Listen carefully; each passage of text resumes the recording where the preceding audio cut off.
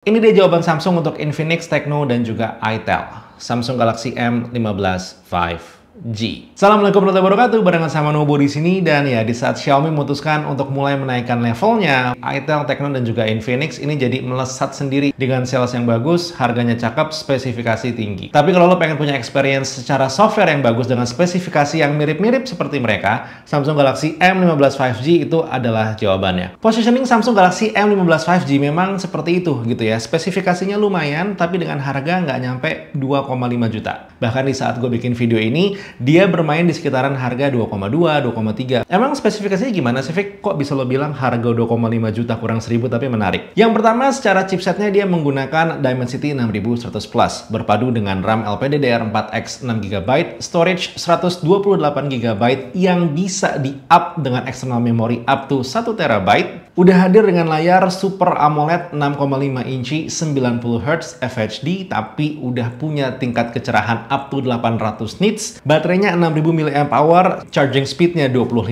watt, kamera utamanya 50 megapiksel hadir dengan 0,5 kamera atau ultra wide angle 5 megapiksel, ada 2 megapiksel makro dan kamera depannya 13 megapiksel. Yang menarik, Samsung di sini menyematkan Samsung Knox Vault dan juga udah punya jaminan 4 tahun update OS plus 5 tahun security support. Untuk fingerprint yang memang disematkan di bagian pinggir handphone dan hadir tetap dengan headphone jack. Jadi emang ini entry levelnya kelas M, tapi racikannya bisa dibilang menarik ya. Faktanya adalah pas gue coba bermain-main dengan handphone ini, dia punya performa yang udah lumayan oke. Pas gue main Free Fire, game yang diajak kerjasama sama Samsung untuk handphone ini, dia bisa tuh 60 fps, mundur atau turun sedikit-sedikit, dan selama gue main 15 menit, penurunan baterainya pun juga hanya menyentuh angka 2% aja. Dan di saat gue coba konfirmasi ulang dengan game yang biasa gue mainin seperti Call of Duty Mobile, dia bisa nih menyentuh up to 60 fps, bermain dengan jeda antara 50 sampai 60 fps, dengan pengurangan daya hanya 2% aja untuk main selama 15 menit. Sementara untuk main MLBB dia bisa mentok di 90, tapi emang lebih geradakan ya dibandingin gue main CODM. Dengan pengurangan daya bermain selama 15 menit pun juga sama-sama di angka 2%. Jadi bisa dibilang secara performa gaming emang ini lumayan oke, karena ketiga game tadi itu gue main terus berendengan tuh 15 menit FF, 15 menit CODM, dan langsung disambung dengan 15 menit MLBB. Dan temuan uji coba gaming gue ini sebenarnya dikonfirmasi juga dengan hasil tes benchmarking 3D Mark-nya, di mana highest loop dia berada di angka 1230 dan lowest loop-nya berada di angka 1222, atau tingkat stabilitasnya bermain di area 99,4%. Tapi ada satu hal yang jadi catatan di sini ya, kalau misalnya kita ngomongin masalah benchmarking, Samsung itu memang dikenal bukan yang paling top of the line lah untuk masalah benchmark. Dibandingin dengan chipset yang mirip-mirip seperti Dimensity 6080 punyanya Redmi Note 13 5G. Itu secara highest loop score-nya dan juga lowest loop score-nya masih lebih tinggi si Redmi. Terus kita coba bandingin dari sisi Antutu, Samsung Galaxy M15 ini ngedapetin skor ada di angka 380 ribuan. Sementara untuk Tecno Spark 20 Pro Plus menggunakan software yang sama itu masih bisa menyentuh angka 400 ribuan. Topik yang sama juga terjadi kalau kita ngetes mulai dari Geekbench-nya, dari single dan juga multi-core score-nya, bahkan pun juga di Geekbench untuk OpenCL dan juga skor Vulkan-nya. Tapi satu hal yang penting juga dicatat di sini adalah balik lagi, kalau dari experience penggunaan harian yang gue rasakan, baik untuk masalah baterai dan juga smooth masalah permainan, Samsung di sini masih bisa megang dengan baik, masih bisa compete lah experience-nya. Tapi emang kalau mau gede-gedean skor, ya Samsung di sini kalah. Sementara untuk penggunaan hari-hari sendiri, Samsung dengan One UI 6-nya tentu ini kayak semacam salah satu UI yang user-friendly lah. Kalau dikasih ke orang tua atau mungkin anak, dia bisa mempelajari dengan cepat. Terus juga nggak ketinggalan kalau lo pengen ngasih ini ke orang-orang terdekat yang lo anggap teledor dalam menginstal aplikasi, fungsi dari Samsung Knox Vault itu di Samsung Galaxy M15 hadir dengan sangat baik ya.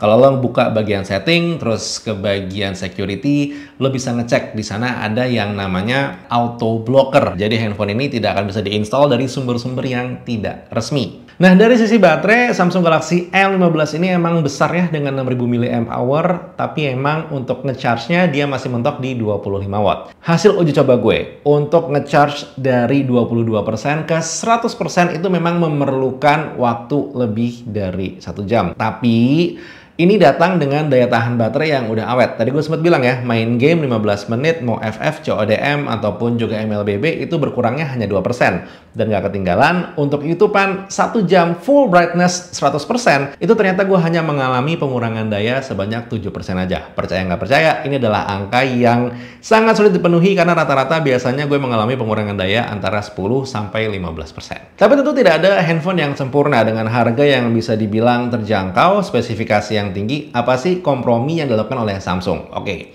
Yang pertama, menurut gue itu hadir di bagian kamera. Benar, kameranya 50 megapiksel udah oke, tapi memang secara hasil gue bisa bilang ini bukan yang best of the bestnya Samsung. Bahkan di saat gue sudah menggunakan image optimizer aja, untuk dynamic range-nya memang bisa terasa cukup limited. Dan juga terasa adanya fringing di saat gue mengambil gambar yang jatuhnya backlight. Tapi sejujurnya ya, kalau dibandingkan dengan handphone yang harga-harganya itu mirip, ya hasilnya pun juga kurang lebih memang seperti ini. Untuk yang penasaran dengan bokeh balls yang dimiliki sama Samsung Galaxy M50, itu seperti ini bokeh balls yang bisa dipunya atau bisa dioptimalkan. Sementara untuk hasil videonya itu seperti ini. Mungkin kalau ada satu hal yang berasa banget di limit sama Samsung Galaxy M15, itu adalah emang kemampuan kameranya. Udahlah, fotonya yang pertama emang kelihatan tadi ya, itu dynamic range-nya bukan yang paling luas. Udah dibantu padahal dengan image processing-nya Samsung. Untuk videonya pun juga mentok di 1080 30 fps, 60 pun tidak dapat ya. Hasilnya seperti ini. Stabilisasinya, suaranya, dynamic range-nya, dan semuanya silahkan dinilai sendiri. Gue sih kalau menilai dari layar handphone aja, ya limitasinya berasa. Apalagi kalau gue ngadep ke matahari, lensanya kena langsung. Sementara untuk hasil kamera depannya seperti ini, gitu ya. Lo bisa ngeliat ini cahaya mataharinya lagi di sebelah sana. Kalau dilihat di layar sih oke-oke aja ya. Tapi hasil akhirnya kan lo nih yang lihat di layar di monitor. Silahkan dinilai sendiri. Itu yang pertama. Dan ya, kayaknya begitu aja kali ya hasil uji coba kameranya Samsung Galaxy M15 untuk hari ini. Nah, kompromi yang kedua yang dilakukan oleh Samsung supaya bisa menghadirkan handphone dengan performa oke di harga 2 jutaan itu adalah ya bentuk layarnya. Seperti biasa ya, dia belum mengupdate-nya, masih dengan bentuk Infinity U dan juga dagu yang cukup lebar. Tapi alhamdulillahnya kan udah Super AMOLED, refresh rate 90 Hz, jadi secara warna ya tentu masih oke karena kita ngerti kelasnya Samsung seperti apa, detail blacknya ini oke, dan juga detail-detail di bagian gelap ngasih kelihatan. Plus untuk speakernya pun juga dia masih menggunakan mono speaker aja di bagian bawah. Untungnya suaranya besar, dan buat lo yang terbiasa menggunakan headphone, dia masih hadir dengan headphone jack. Dan tingkat kompromi yang ketiga itu adalah hadir di bagian desain. Jujur kalau untuk finishing sih sebenarnya gue nggak bisa protes terlalu banyak, karena kan ini masalah selera pribadi gitu ya. Ada yang seneng glossy, ada yang seneng matte, tapi memang ini menunjukkan lah kalau handphone ini kelasannya belum flagship, karena kan flagship sekarang rata-rata lagi matte semua nih, sementara yang ini glossy sendiri. Gak ketinggalan juga sebenarnya yang perlu dimention mungkin bagian dimensinya. Dia ini terlihat ya, Samsung Galaxy M15 itu cukup tebal. Pada akhirnya Samsung Galaxy M15 5G ini adalah menurut gue handphone yang tepat ya, terutama kalau lo pengen ngasih handphone ini jadi hadiah. Karena gini, ada orang-orang yang pengen ngasih hadiah tidak terlalu mahal, tapi juga pengen nahan gengsi gitu. Sementara kalau Samsung Galaxy M15 ini pengen lo beli untuk lo pakai sendiri, itu pun juga sebenarnya menurut gue ya terserah lo gitu kan. Karena lo lagi dalam posisi yang apa? Emang perlu handphone yang bisa ngejedor baterai lama? Ya udah, 6000 mAh-nya nggak cuman 6000 mAh aja, terbukti berjalan dengan aman karena racikannya tepat antara baterai, chipset, itu ngebikin handphone ini daya tahannya emang jadi awet. 2,5 juta kurang 1.000, bahkan sekarang udah lebih murah lagi, Samsung Galaxy M15 ini mudah direkomendasikan untuk hadiah dan juga buat lo yang emang lagi butuh handphone dengan baterai lama di harga nggak nyampe 3 jutaan. Dan ya, itu dia kayaknya untuk video kali ini. Kalau mau beli Samsung Galaxy M15, lo bisa menggunakan link yang gua taruh di kolom deskripsi. Link affiliate, nggak ada beban apapun ke lo, tapi ada komisi ke gue. Cara yang baik untuk membantu channel ini. Dan buat lo yang mungkin cuma nonton-nonton aja nggak mau beli, komentarnya silahkan ditunggu. Dan buat lo yang udah mau beli atau mungkin udah beli, silahkan komentarnya juga ditunggu gimana tentang handphone ini. Karena lo pasti lebih pengalaman dari gue menggunakan handphone ini. Kita diskusi. Buat sekarang Taufik udah mundur diri. Assalamualaikum warahmatullahi wabarakatuh. Bye.